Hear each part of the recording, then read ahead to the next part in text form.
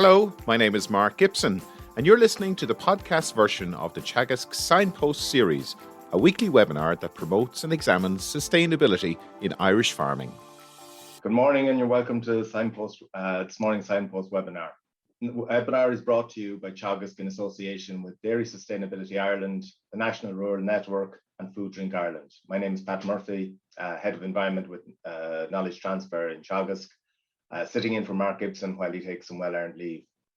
I'm joined this morning by Padraig Foley. We're also joined by Sara Vero. This morning, Sara works with WIT and has in the past worked with the Agricultural Catchments Programme and with AFBI in Northern Ireland, focusing on losses of nutrient from farms.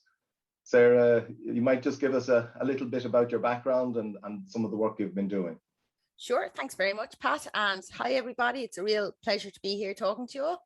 I am, as Pat said, a lecturer in agricultural science at Waterford IT, so I hope some of my students are logging on here this morning. They should really be attending all of the Teagasc talks. Previous to this, I was a member of the Agri-Food and Biosciences Institute working with the catchment care team. And that's the research that I'm going to be talking about today, really looking at managing nutrient losses from farmyards. But before then, I was with the Agricultural Catchments Programme out of Teagasc and Johnstown Castle. So I've probably met some of you here today before at various farm events. So really talking all things catchment science and seeing if we can mop up some of the point sources and take some of the easy wins that are there to be had. So I'm going to be talking about managing nutrient runoff from farmyards. And as I said before, this is work that's done with the Catchment Care Programme out of AFBI in Northern Ireland. And I'm working with Donaghadooty, Breach Carney and Carmel McBarron.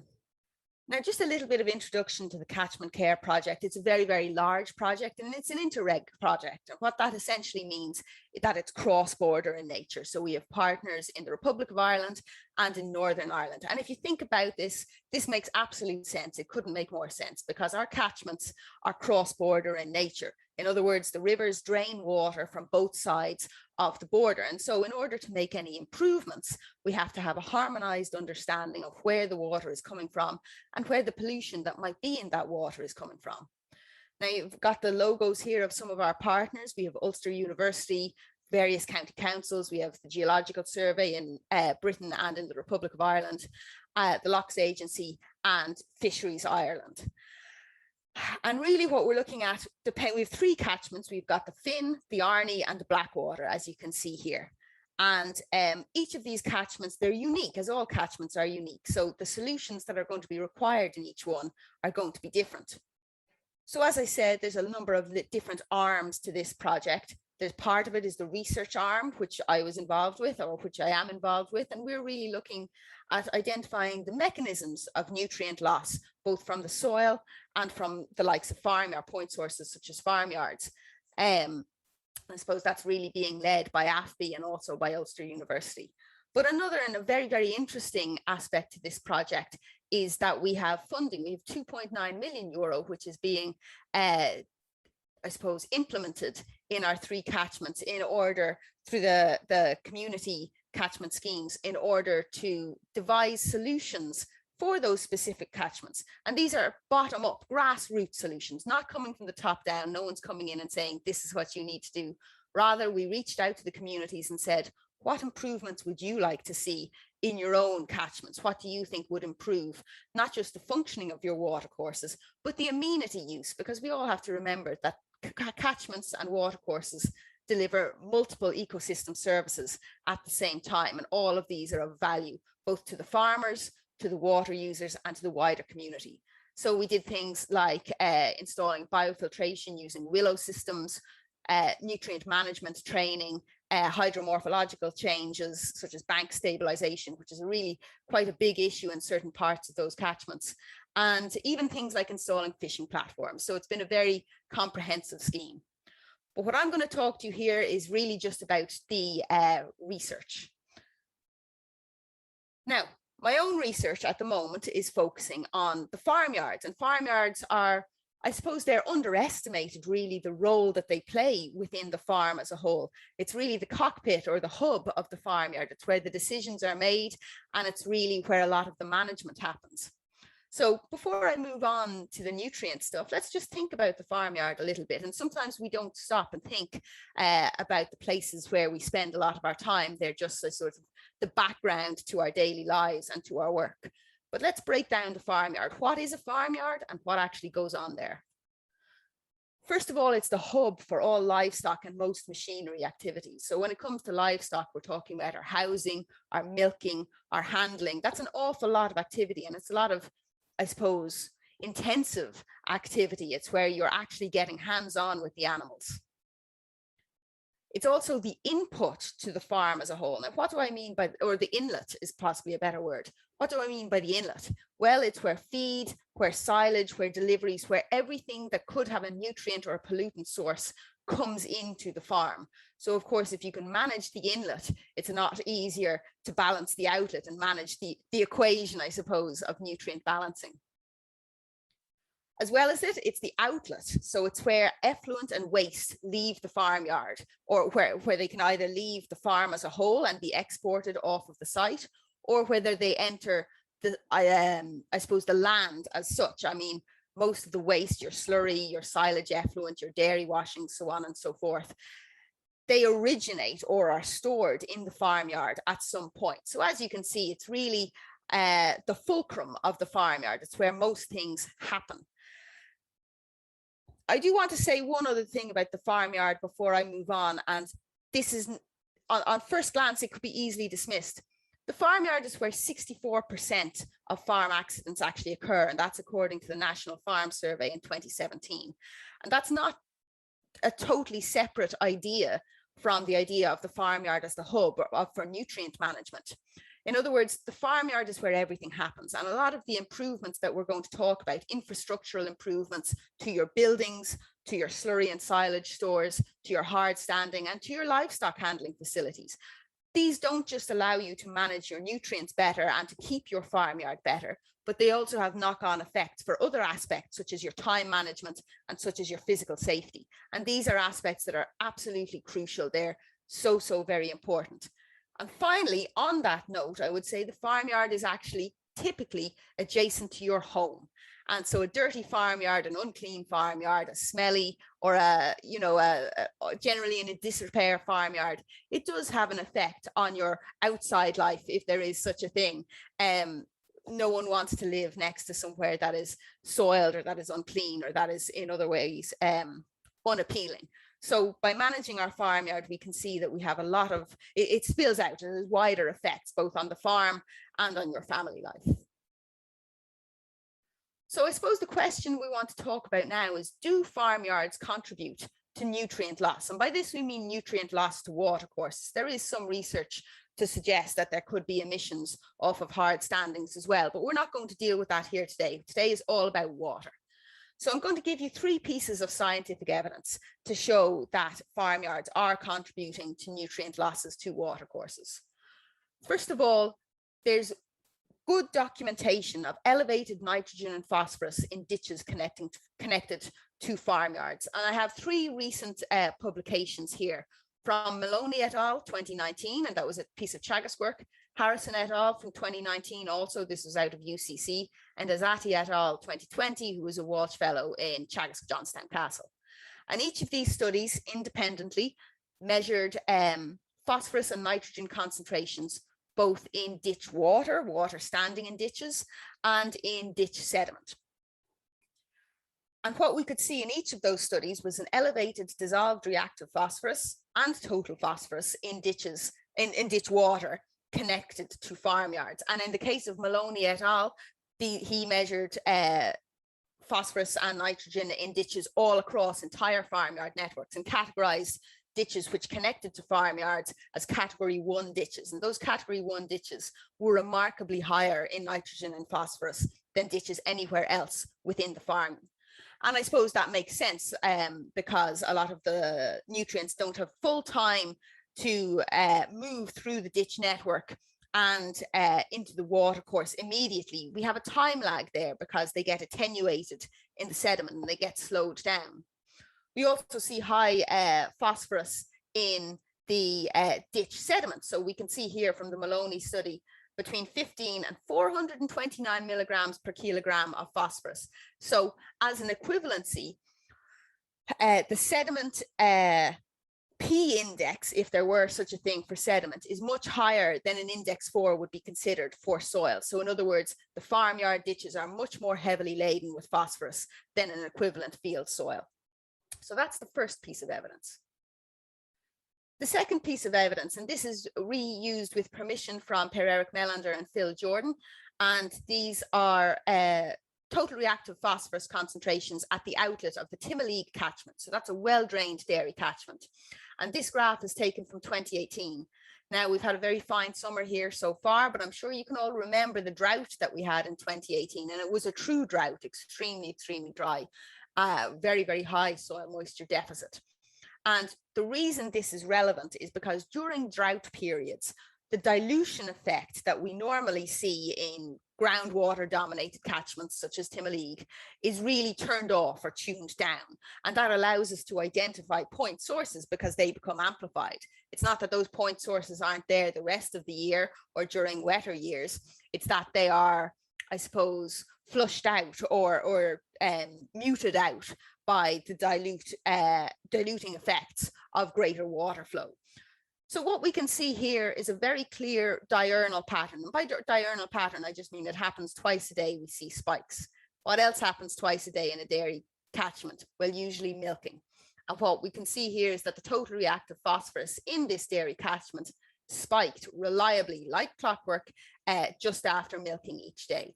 So that's another clear sign, pardon me, I skipped ahead there. That's another clear sign of the farmyard contribution to watercourses.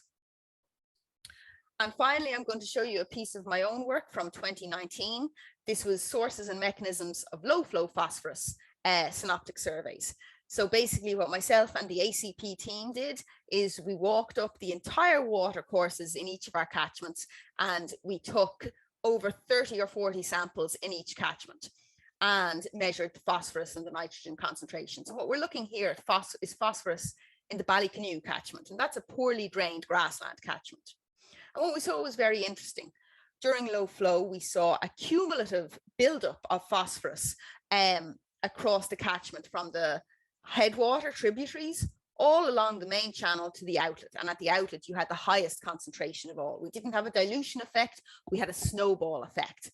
And there was really very, very little runoff to account for this. What we really saw was a gradual contribution of many, many different point sources. Now, some of these were cattle access points, some of these were septic discharges, but many of them, which could be identified, were in fact farmyards.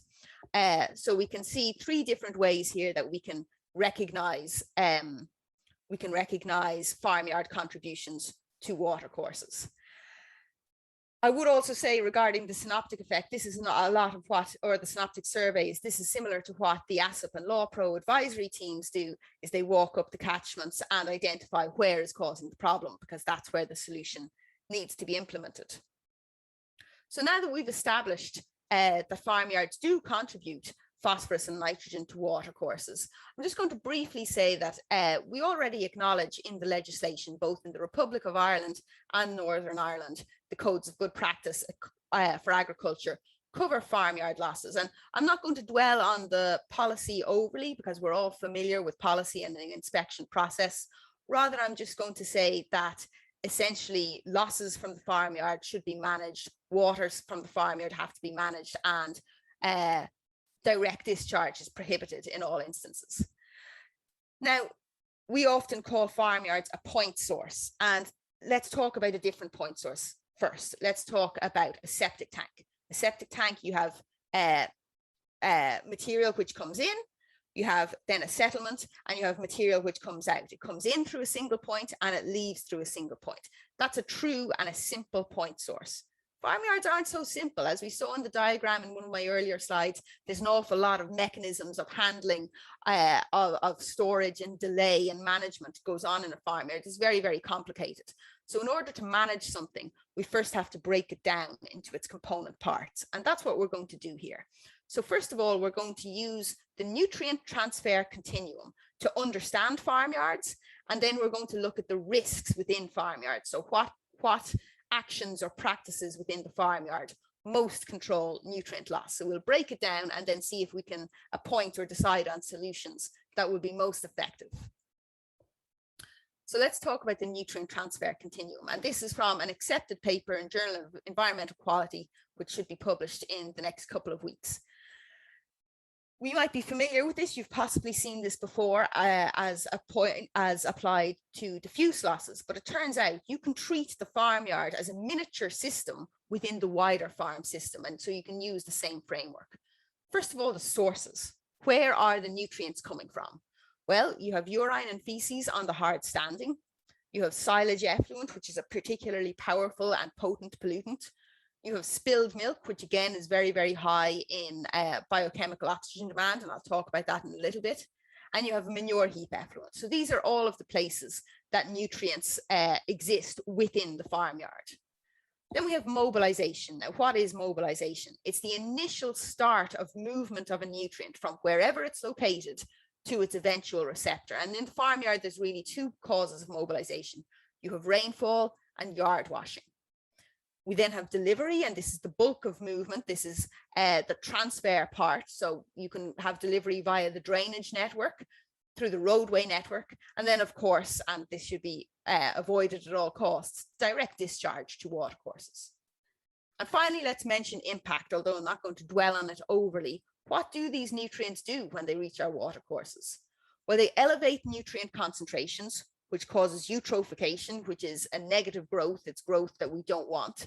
This in turn consumes oxygen within the watercourses, and it chokes out or suffocates our fish and our macroinvertebrates, the species that we want to see. So I'm just going to look at this graph or this figure one more time. So each of the issues within the farmyard, so that's the source, or each of the stages within the nutrient transfer continuum, the sources, the mobilization, the delivery, and the impact, should be handled in a slightly different and appropriate way. So for sources, you're really looking at infrastructure or management solutions. For mobilization, you might be looking at infrastructure, and for delivery, you're looking at farmyard design. And as for impact, impact is really better dealt with at earlier stages. So it's much better to offset the problem before it actually reaches the watercourse. So we're going to delve into sources in a little bit more detail now. So we have urine and feces, and I think it's simplest to divide them into two categories. You have urine and feces that's being stored within the farmyard, and you have urine and feces that are deposited on the hard standing. So let's talk about the stored first. From Buckley et al. 2020, we know that 81% of farmyard waste of urine and feces within the farmyard is stored as slurry, with the remainder being stored as farmyard manure.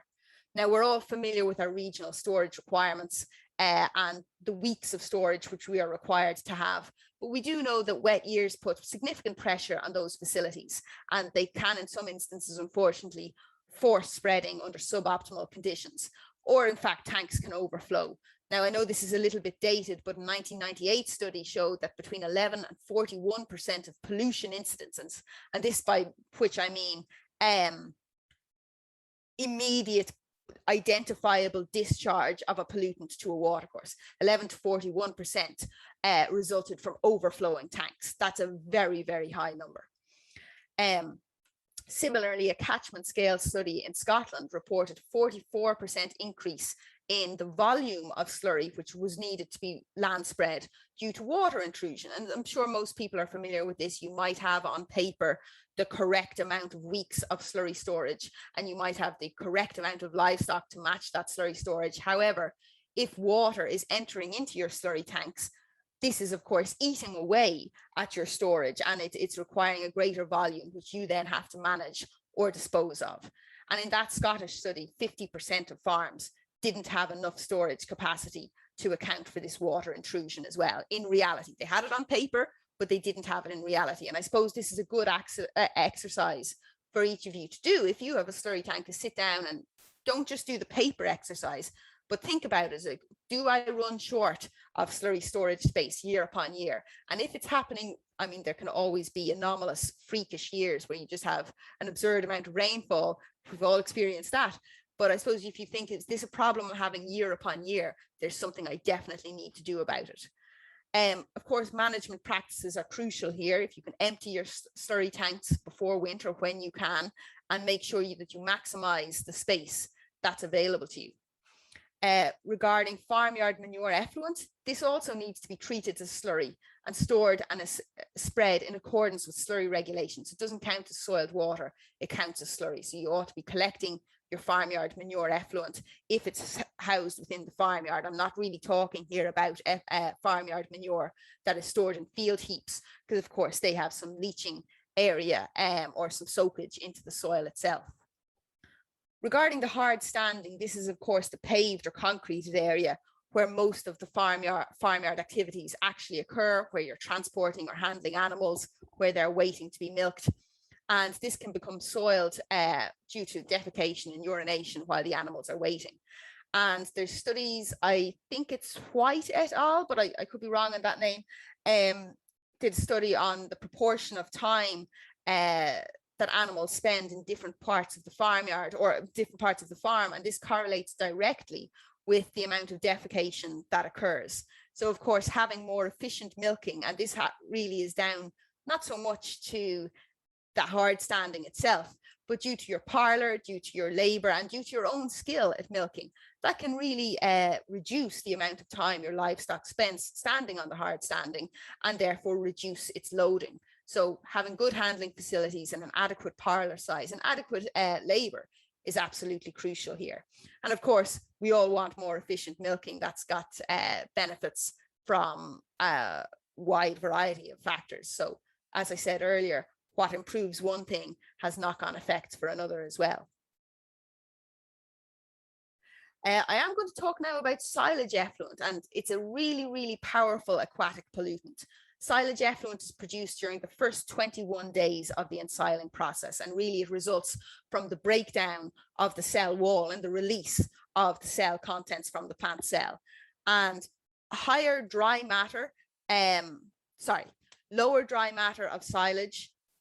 The higher your dry matter of silage at the time of ensiling, the less effluent you're going to produce. And the lower your dry matter, the greater the effluent. And really you should be aiming for a dry matter in and around or over 25%. At that dry matter, you're really producing little to no effluent.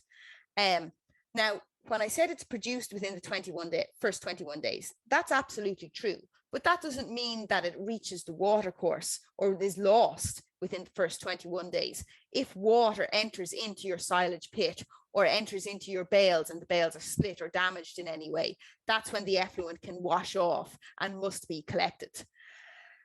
Now, why is silage effluent so significant? Well, the literature shows that it is very high in nitrogen and phosphorus. So for phosphorus, you could be talking at 72 milligrams per litre. It's very, very high. But really, there's another factor to be concerned about here, and that's the biochemical oxygen demand.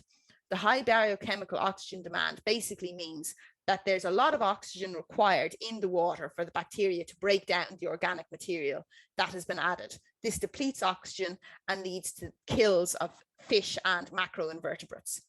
Now, in a study in the 90s in Northern Ireland showed that 8.4% of fish kills in Northern Ireland were directly related to silage effluent. That's very, very high. There are, however, some very practical steps that you can take to not just reduce the effluent, but also to manage it accordingly. Because of course, there's always going to be some effluent produced in most instances, because we're not hitting over 24 or 25% dry matter in a lot of instances. And I'm going to touch on them here, but I would also direct you the Teagasc Environment podcast, which I'm sure some of you are listening to. Excellent podcast. And they recently had Pat Moylan on from the Kilkenny Carlow or the Kilkenny Waterford Advisory Office, and all about silage production. But actually there was a lot of information in that podcast about the correct management of effluent and management of your silage itself, which could be really, really helpful here. So I'm not going to repeat that in full, but I would say you should really check out that podcast. It was a great episode. So what are the key steps for managing? Well, first of all, let's talk about keeping your gutters clear. All silage pits should be equipped with gutters, and this is due to allow runoff from over the pit face or effluent generated within the pit to be collected and routed to your soiled water, your slurry collection stores. A gutter is no good if it's not clear. So it's very, very simple check and run along with a spade and clear it out regularly. Make sure your gutters are functioning correctly. So that's pretty simple. The other thing I would say, and I see this a lot, particularly in good years, is that people often fill the pits beyond the front of the gutter. That's no good at all, because the water cannot be collected in the gutter in that case. So make sure that you're only filling the pit to its capacity, not above its capacity. If you have surplus silage, that's well and good for you. You need to be bailing it off instead of forcing it into a pit that can't hold it. Wilting, aim for 25% dry matter if you want to really reduce your effluent production, but will be respectful of the conditions that everyone's up against, and you can't necessarily control the weather. So you, I suppose, do the best that you can in this instance. Other simple steps and very practical steps are keeping the apron of your silage pit clean during the feeding out stage, because of course this will minimize the soiling of any water that happens to fall on that apron, or that inevitably does fall on its apron. And finally, let's talk about bales. Bales are very interesting. There was a good study done that looked at the stacking of bales, and they found that if you stack your bales one layer high, you get roughly 24 litres of effluent per ton of silage. Now, a bale is usually, I believe, in and around 800 kilograms. So per bale and a bit, you're getting 24 litres of effluent for a one layer. If you stack them 2 layers high, you get a whopping increase to 41 litres of effluent per ton of silage. That's an absolutely massive increase. And if you jump up to 3 layers, it goes a little bit higher to 45 litres of effluent per ton. So really the decision between 1 layer and 2 layers is the big decision that you have to make. Obviously, this really comes down in most instances to a practical decision based on time constraint or space constraints. And then finally, if you stack them on the edge rather than the round, you can reduce the splitting. Other sources are soiled wastewater, and this really includes all runoff from the farmyard, including parlour washing, hard standing runoff, and water generated or collected on the collection yard during milking or handling. And you can have other causes of soiling or loading of that yard, including spilled feed and soil tracked in by machineries, things like that. There's other issues other than nutrients in your soiled water. You have detergents, lots of studies showing fecal bacteria. And interestingly, from my own study in the catchments program, you could differentiate between fecal bacteria coming from the farmyard and coming from septic tanks. It's very, very clear when it's coming from the farmyard in laboratory analysis.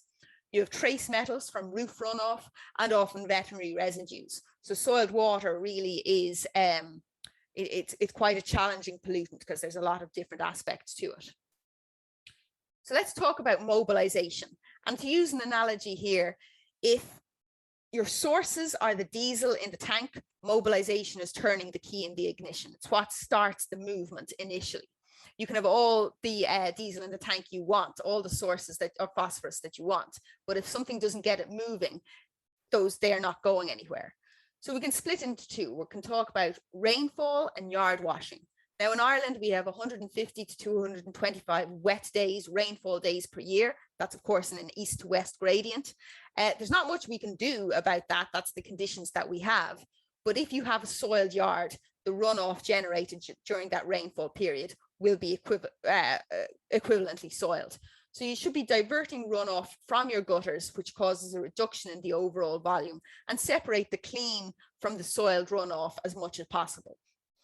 Regarding yard washing, this is altogether a good thing, provided you are collecting the yard washings appropriately. And there's good studies by Minogue and Maget that show that increasing the frequency of cleaning your yard reduces the overall loading of the nutrients. So you can do this 3 ways. You can do it by scraping, by sweeping, or by hosing. Personally, I would push for scraping or sweeping, and the reason for this is that it doesn't generate excess water. Remember, every time you use water and it becomes soiled, you have to hold or dispose of that water accordingly. And I would say having a good quality hard standing allows for more efficient cleaning and collection. We all know it's very difficult to scrape or to sweep a cracked or a damaged yard. I would mention that you can have a fatal flaw. So this could be a cracked silage tank or a damaged slurry tank, which means that you don't have this mobilization step, that the nutrients bypass this and go directly to becoming a pollutant to water. So really be checking your silage tanks, check your slurry tanks when they're empty, and make sure they're up to standard. Delivery. So now that the nutrients are moving, how do they actually get to the watercourse that we're worried about? We're going to talk about 3 ways. Number 1, let's talk about roadways. All farms are connected to the farm tracks or farm roadways in some way, and there's some good research going on in Johnstown Castle on this. As we all know, you can no longer have runoff from roadways into the drainage network. So make sure you're cambering things correctly. And really, you don't want water to be running down from your farmyard onto your road and then throughout the rest of the farm, because this damages and degrades your road, and it's more difficult for your machinery and for your livestock as well. So you have other effects than just the water issue. Your drainage network. The Maloney study in 2019 showed that 70% of yards are connected to the drainage network. Not only do these drains have high phosphorus and nitrogen in the sediment, but they also have a low binding ability. Now, what does that mean? Basically, in simple terms, it means that there is more phosphorus in the sediment of these category 1 ditches than they can hold on to. And when water enters the ditches, the phosphorus can become mobilized and released into the water and then flow on towards your watercourse. So cleaning your ditches regularly and disposing of that sediment in a suitable place within the farm can help you mitigate that risk. And then, of course, you have direct discharge to watercourses, by which I mean a pipe, for example, going into a river. And we all know that this is prohibited. Now, finally, and I know I'm coming to the last 5 or 10 minutes of my talk, let's talk about risk factors. So this was an exercise and a paper that we did over the past couple of years, where we got experts. We had 149 people who answered surveys on what did they think were the risky factors for nutrient loss from farmyards. And we had 29 questions, and we asked them to rank runoff management and infrastructure factors on a scale from 0, being of no risk whatsoever, to 10, being of a critical and a crucial risk to watercourses. Our 29 respondents, we had 67% from the Republic of Ireland and 28% from Northern Ireland. I was very happy with this because I think it's reflective of the island as a whole. And as we mentioned in the early slides, the Catchment Care Project is a cross-border project. How do we manage our shared watercourses? And we can see we had a good spread between advisors, researchers, policymakers, inspectorates, and people from the farming sector. So what did they rank as the most important or the riskiest factors? And when I talk about risk, it's really important because this will help you make the decision, what do I spend my money and my time upon? Infrastructure came first, so they ranked collection of silage pit effluent, having adequate slurry storage capacity, and the condition of the silage pit as most important. And intuitively, we should all know they would be the most priority issues. Runoff factors were ranked as the next most important. So these came down to direct discharge to the watercourse. So of course, if you have a direct discharge, that has to be managed immediately. That's a priority issue. We also have discharge to an open drain or ditch, and the research would back that as well, that they are an important pathway. And finally, runoff from a paved area to a watercourse. And this is something that can be easily managed by simple redesign of the farmyard. And finally, they had management factors, and they identified the frequency of yard cleaning and the level of education of the farmer. Now, by education, I don't mean do you have a bachelor's, a green cert, a PhD, or whatever else. What we actually mean is this sort of event, and the Teagasc podcast events actually have people been educated and informed, and have they sat down and thought about the mechanics of their farm and their farmyard. So we're taking steps towards that here today. So how do we manage these 3 categories of risk factors? For infrastructure, it often comes down to engineered solutions. In other words, if you don't have enough slurry storage capacity, you need more slurry storage capacity, or you need to reduce your numbers to match it. And this is in many cases going to come down to financial investment.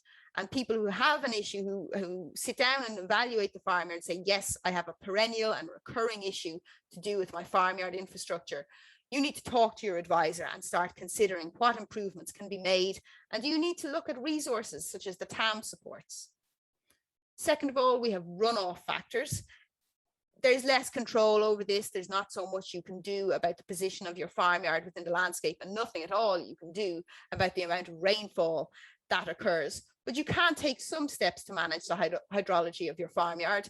And this is by breaking the pathway. And this is what the EPA and your advisors will tell you time and time again. So this might mean different routing, different guttering. It could mean buffers or berms in order to direct the water where you want it to go rather than where we don't want it to go.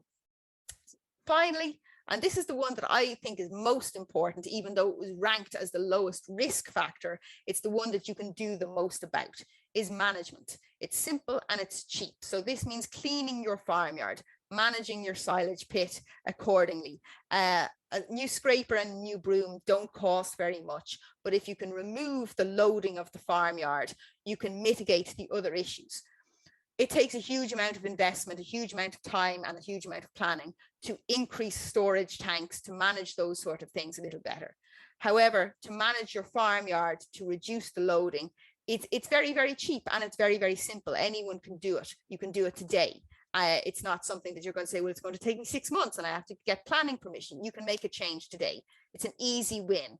And as an analogy I would use is, if you're thinking of renovating your kitchen, maybe you should clean it up first and then see how you feel about it. And you can get a lot of easy wins and a lot of immediate improvements just through this step. It doesn't have to be the big thing.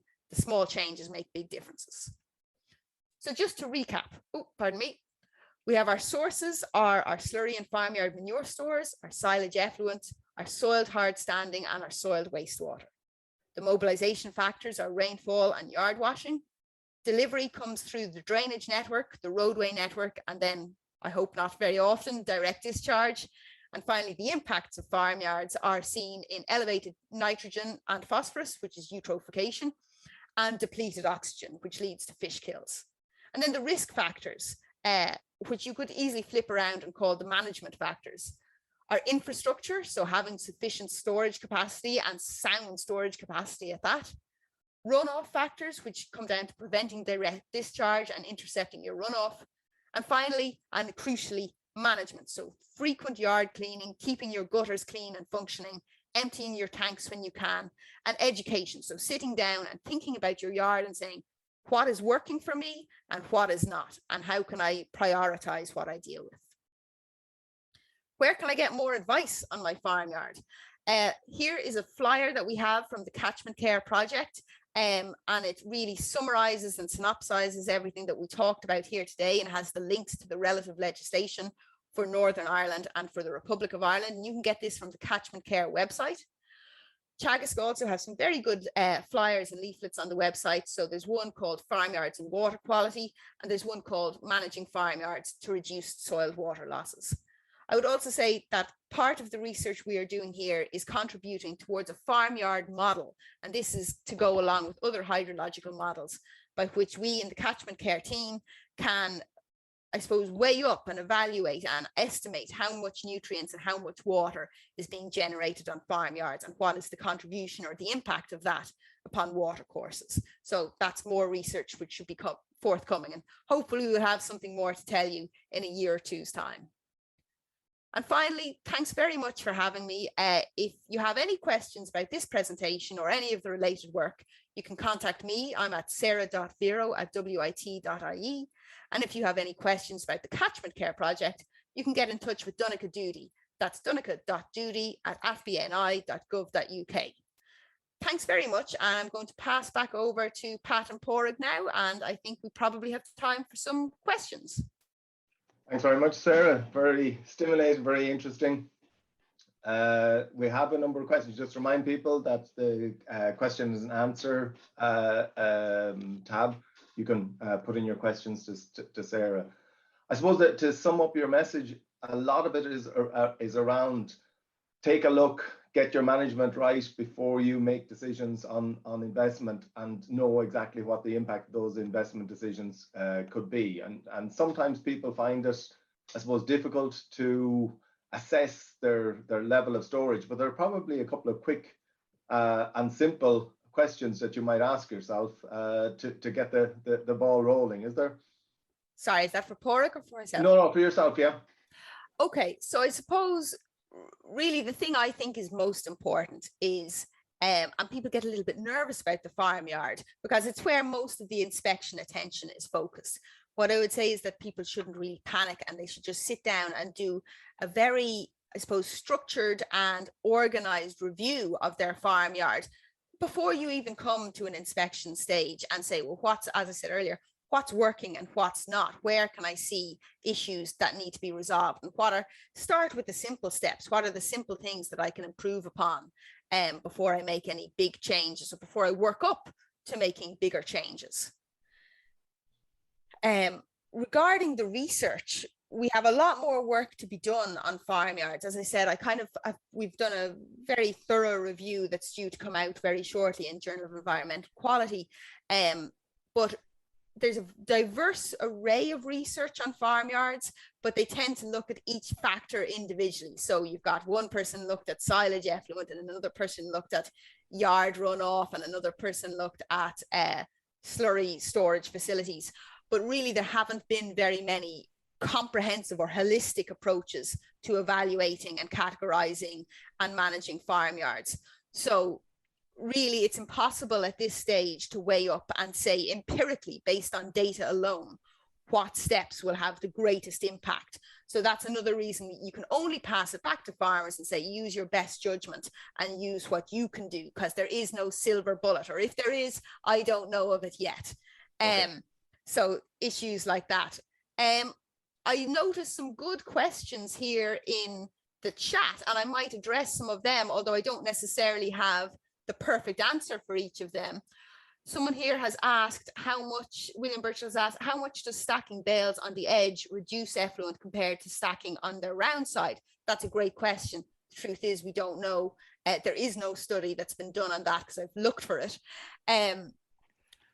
But one of the reasons I highlighted that particular management step is not that it necessarily reduces the effluent, although there probably should be some difference just based on the physics of it, but really because it's less likely to split your bales. Remember, if the bales are intact, it doesn't matter all that much if the effluent is generated because it's contained. And like I said, the source, it's the diesel in the tank. If you don't start the ignition, don't worry about it so much. It's not going anywhere. The tank can be started at another stage, but really your immediate issue is to prevent the mobilization. So if it's on the edge, that effluent can't go anywhere. You're always going to have fermentation within the bale. That's just natural. Sarah, the round bales are pretty, you can hear me, that's great. The round bales are a popular enough one. You've kind of struck a chord with that. There was another question there about stacking them 1 to 3 high. Does it increase the effluent? Just when you are on the topic. It does increase in effluent. So if you've got it 1 layer high, you get 24 litres of effluent per tonne, and a bale is in and around 800 kilograms, so just short of a tonne. If you go to 2 layers high, it jumps up to 41 litres per tonne. That's a massive jump. And then if you go to 3 layers high, it goes up to 45 litres per tonne. So I'm put my farmer boots on now and say, well, what do? I have limited space. If you can't stack them 1 layer high, I would really consider moving them to a field or another area where you can stack them 1 layer high. 1 layer high will reduce the effluent. It's the biggest step you can make when it comes to managing your silage bales. However, being respectful of the space constraints that everyone is under, if you go to 2 layers high, it's pretty much the same as going 3 layers high. However, you have another factor before you go to 3. If you go to 3 layers high, they're much more likely to slip and to split, and this is going to cause your mobilization. As well as that, we can see from the National Farm Survey, which is, I think, one of the most important documents that's turned out in the island each year or every couple of years, is that bales and falling bales are a recurring issue and a recurring health hazard. People do get injured that way. So you have to weigh this up from every perspective if you can. my best advice on the issue is if you can move them to a field area or some other discard area where you can go one layer high, that's the best possible option for bale stacking. Is it keeping with the round bales then, is it acceptable to feed round bale silage or hay to cattle in round feeders on a concrete yard anymore? Is that day gone? I have to say, I actually don't know the rule on that at the moment, so I'm not going to hazard a guess. Okay, there was a question, William Burchell mentioned him earlier on. There's another question from William there at the start that came in first. And he's kind of referencing the comparison between your milligrams per litre and soil indexes and putting it into a kind of language that farmers are accustomed to. Yeah, that's a great question. So just to be clear, there is no index system as applied for ditches.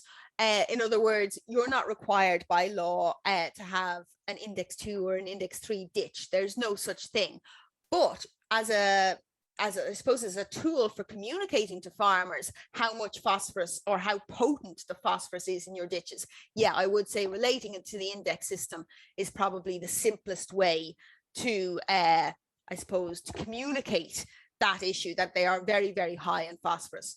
I suppose the issue isn't just that they're high in phosphorus, but depending on the design of your ditch and depending on the substrate of your ditch, it could be particularly vulnerable to movement and vulnerable to loss. So even if you cleaned up your farmyard, right, and you had absolutely pristine, you could eat your dinner off it yard, but your ditch is very, very high in phosphorus, that phosphorus is under a time delay system as such. And at a later date, when the ditch becomes full of water, that phosphorus is going to get up and get moving on its way down the water courses.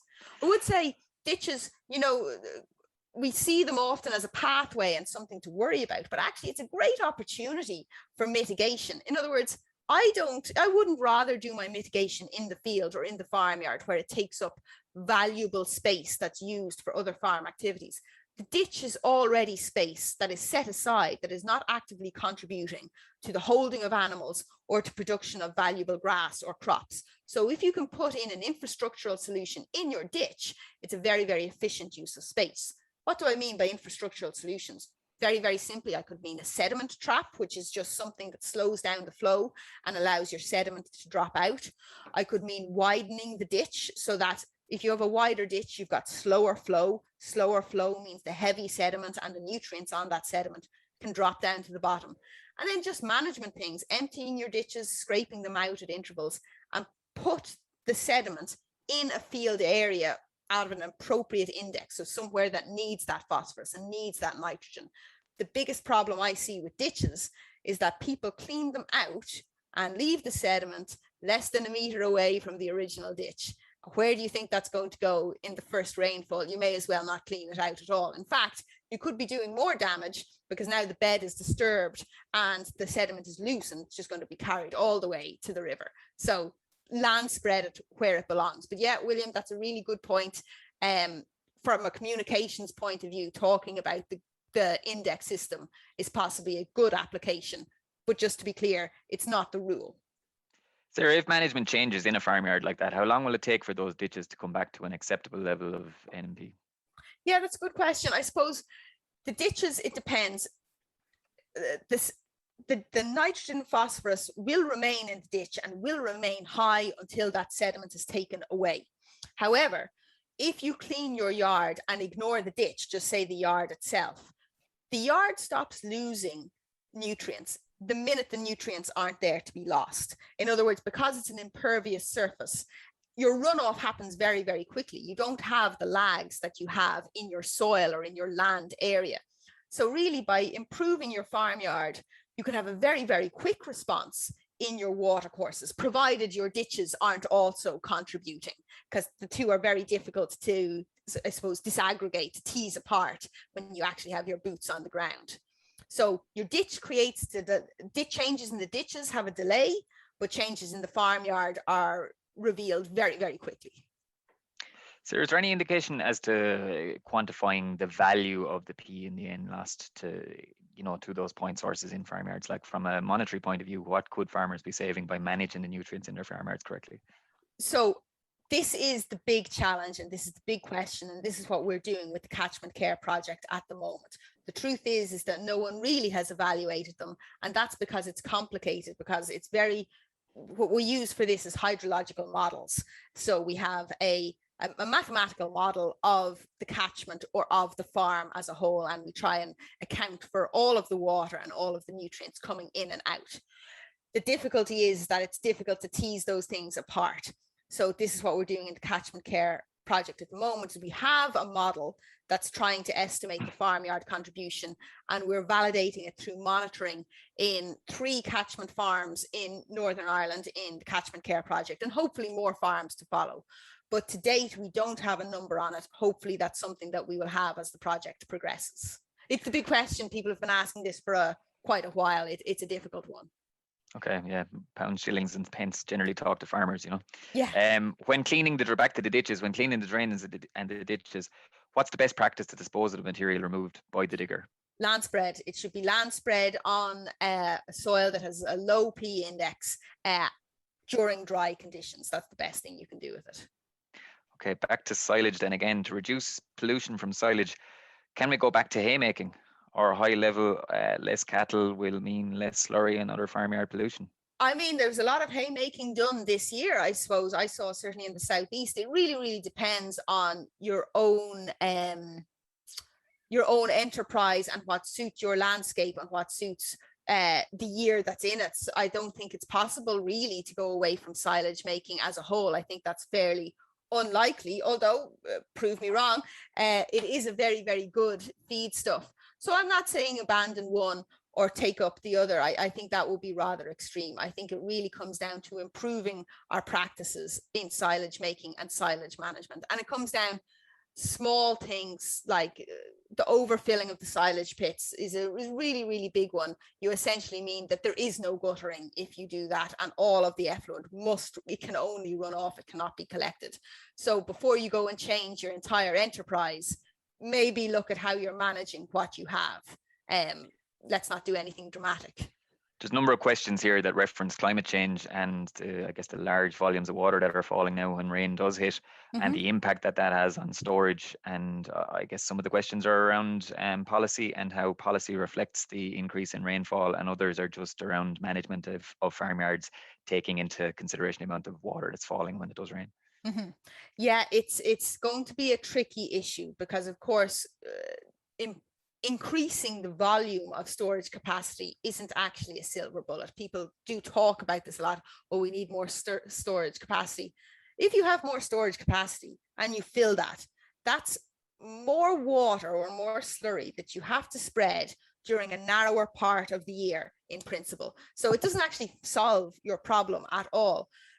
If it were me, if it were my decision, I would say it comes down to better partitioning and the management of whatever rain happens to do fall, whether it's a large amount or a small amount. So as I said, if you can separate your clean water from your soiled water and ensure that the water that falls isn't falling on a soiled surface, you don't have to store that. And if you don't have to store that, you can allow natural soakage and natural drainage from your farm to take care of it. So I really think that money spent on infrastructure, not on storage infrastructure, but on partitioning and routing infrastructure. And by that, I mean good guttering, good diversions, appropriate berms and slopes so that the water can go where you want it to, into storage if it needs to be, but away from storage if it's clean. That can really go a long way to making sure that you can manage the facilities accordingly. As I said, I don't think more policy or more regulation is necessarily the answer. I think because if you just say, well, 30 weeks storage, well, now you have 30 weeks of slurry to dispose of. That doesn't solve the problem at all, actually. So I really think it's about managing our water more cleverly and more efficiently. Something I haven't seen a lot of in Ireland yet, but I would be really, really excited to see, is water harvesting, because of course we can recycle and reuse. There's no reason if you collect clean water that you can't use it for the hosing of your dairy parlour and things like that.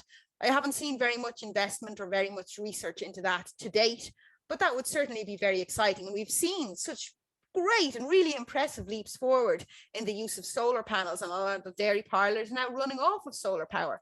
There's no reason we couldn't be more internally sustainable and not have to pump so much water from our wells and use what's falling directly instead, we could see similar increases or improvements in technology. And I think that's probably ahead of us in the next few years. And that kind of brings us to a comment. You were asked to comment on slurry separation or reverse osmosis. That kind of leads into that nicely. Yeah, I mean, it would be great to see. I suppose we need the infrastructure and we need the investment. I haven't personally experienced or seen much of it happen yet. But if anyone has it going on in their farmyard or in local areas, drop me an email. I'd love to come out and see that in action. Good stuff. Just you mentioned the sediment traps, Sarah, and you mentioned widening. And just to be clear, you didn't say over widening, but there's a comment here from an ecological perspective: over widening or over deepening ditches and drains is kind of questionable advice to provide farmers with. It could have a negative impact on the water quality or drainage of ditches. Do you just want to comment on that? Yeah, totally. I'm certainly not advising anything extreme there, and any modifications to your drainage should be done along with someone who's an expert in drainage or a Teagasc advisor who will be able to say what is appropriate for your specific scenario. As we showed from the rainfall patterns earlier, and as we all know from the soil map, we have quite a diverse landscape and a diverse drainage landscape in Ireland. So the solution here in the sunny southeast is certainly not going to be the appropriate drainage for Northern Mayo, horses for courses. So what I would say is consult with your drainage planner and with your Teagasc advisor to see what system is appropriate for you. All I'm saying is that it's an appropriate place for infrastructure, not that there's a specific infrastructure that is going to be appropriate for you. Yeah, good to just clear that up. Thoughts? Sorry, Pat, go ahead. Yeah, there's a couple of questions in there about the appropriateness of having sediment ponds and or filtration boxes, if you want to call them that, or filtration systems for the ditches going away from farmyards. Yeah, I suppose there's been a little bit of work done on them. There's been an awful lot more work on the likes of constructed wetlands. I suppose the challenge with them, even though they're more widely used, is I suppose they take up an awful lot of space. They need enough space if they're to be working correctly. And then I suppose the issue around increased inspection has put some people off. But I think perhaps unnecessarily, they are very effective when they are properly designed. Regarding the sediment traps, that's simply any sort of a structure that slows down and stops the water and allows the sediment to fall out. So that can be as simple as a concrete or a timber berm. I've seen some of those in catchments working very, very efficiently. Regarding more complicated infrastructure, such as denitrifying bioreactors, we've kind of seen mixed results with that throughout Ireland. Some work very well, some not so much. There's good work out of Teagasc Johnstown Castle, out of NUI Galway, and out of the University of Limerick on their efficacy. John Murnane in Limerick has done great work on denitrifying bioreactors, and Mark Healy in NUI Galway. So I would suggest looking at some of those pieces of work for more detailed information there. They can work, but it really comes down to the design and really having the appropriate drainage, so the appropriate rate of drainage in and out and the appropriate retention time is absolutely crucial. So again, sweeping statements don't do much good there. It's a very much an engineered solution requiring quite not complex, but some serious thought and attention.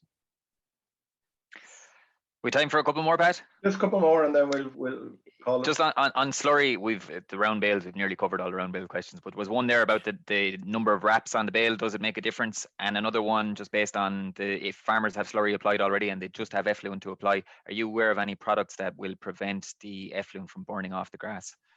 Okay, they're great questions. Regarding the wrap, more wrap on your bale obviously reduces the likelihood of splitting, and if you can reduce the likelihood of splitting, the effluent's not going to run off when you don't want it to, and of course you're reducing the likelihood of contamination of the bale, which I know isn't a pollution issue, but it is probably one of the bigger issues with silage bales and what would have people concerned. But again, if you can store those bales appropriately, irrespective of the number of layers of wrap, you will reduce the splitting. the other question was in relation to amendments to slurry or amendments silage to effluent. So if you have, if there's farmers out there and they have all of their slurry spread and they're using the nutrients to grow grass now while the growth is still there, all they have left to spread just to empty tanks and have them ready for the winter. So they have their 16-week storage. They just have silage effluent spread, but the silage effluent on its own can scald or can damage the grass. Yeah. Are you aware of anything that can help with that?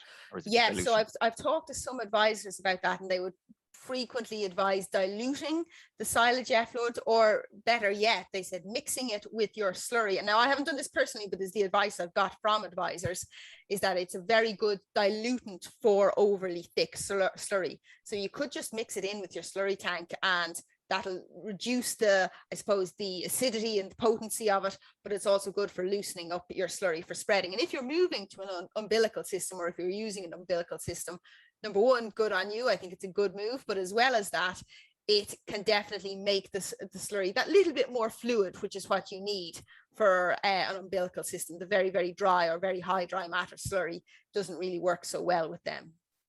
Last thing I'd say is, Pat, there's oceans of questions here still, but there's lots of compliments, Sarah. There's lots of compliments about keeping succinct and giving 3 points, 3 kind of targets for the farmer. Seemingly you remind somebody of their old boss back in the 1960s. So that's a compliment. But there's a number of people actually asking for your contact details again, if you wouldn't mind shouting them out. Yes, absolutely. It's sara.vero@wit.ie. So that's sara.vero@wit.ie, or just look up Sara Vero at Waterford IT and you'll find me easily enough. Excellent.